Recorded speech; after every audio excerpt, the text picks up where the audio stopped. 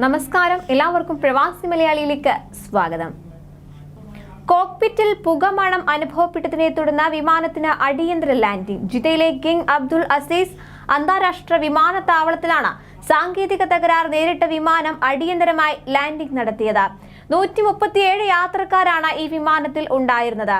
വിമാനം വിജയകരമായി ലാൻഡ് ചെയ്തു. യാത്രക്കാരും ജീവനക്കാരും സുരക്ഷിതരാണെന്നും കമ്പനി അധികൃതർ അറിയിച്ചു. തിങ്കളാഴ്ച രാത്രി 8:12 ഈ സംഭവം ഉണ്ടായത്. സീഷെൽസിൽ നിന്ന് ടെൽ അവീവിലേക്ക് പോവുകയായിരുന്ന എയർ സീഷെൽസ് വിമാനമാണ് ജിദ്ദയിലെ കിങ് അബ്ദുൽ അസീസ് അന്താരാഷ്ട്ര വിമാനത്താവളത്തിൽ അടിയന്തര ലാൻഡിംഗ് നടത്തിയത്. പറക്കലിനിടെ കോക്പിറ്റിൽ പുകമണം അനുഭവപ്പെടുകയായിരുന്നു. പൈലറ്റിന് അപകടം മണത്തതോടെ അടിയന്തര ലാൻഡിംഗ് നടത്താൻ അനുമതി തേടുകയായിരുന്നു.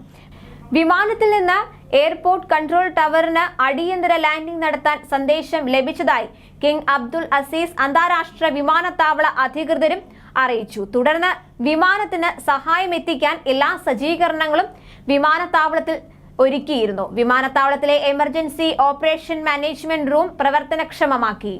പ്രാദേശിക സമയം രാത്രി 8:40 വിമാനം സുരക്ഷിതമായി ലാൻഡ് ചെയ്യുകയായിരുന്നു. വിമാനത്തിലെ 6 ക്രൂ അംഗങ്ങളെയും 3 കുട്ടികളെയും 128 മറ്റ് യാത്രക്കാരെയും ജിദ്ദയിലെ ഒരു ഹോട്ടലിലേക്ക് മാറ്റിയതായും KIA പ്രസ്താവനയിൽ പറഞ്ഞു. ജിദ്ദയിൽ വിമാനം ഇറക്കിയതിനെ തുടർന്ന് സൗദി അറേബ്യയിലെ അധികാരികൾക്ക് ചൊവ്വാഴ്ച ഇസ്രയേൽ പ്രധാനമന്ത്രി ബെഞ്ചമിൻ നെതന്യാഹു നന്ദി അറിയിച്ചു.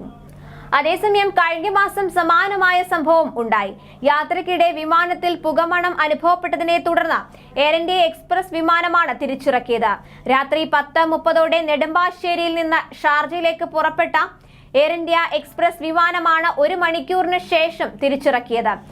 യാത്രയ്ക്കിടെ പുകമണം ഉള്ളതായി ഒരു യാത്രക്കാരൻ ക്യാബിൻ ക്രൂ ജീവനക്കാരെ അറിയിക്കുകയായിരുന്നു. തുടർന്ന് വിമാനം അടിയന്തരമായി നെടുമ്പാശ്ശേരിയിൽ തിരിച്ചിറക്കുകയായിരുന്നു. ഉടൻ തന്നെ യാത്രക്കാരെയെല്ലാം പുറത്തിറക്കി വിമാനം പരിശോധനയ്ക്ക് വിധേയമാക്കി. 170 യാത്രക്കാരാണ് ഈ വിമാനത്തിൽ ഉണ്ടായിരുന്നത്.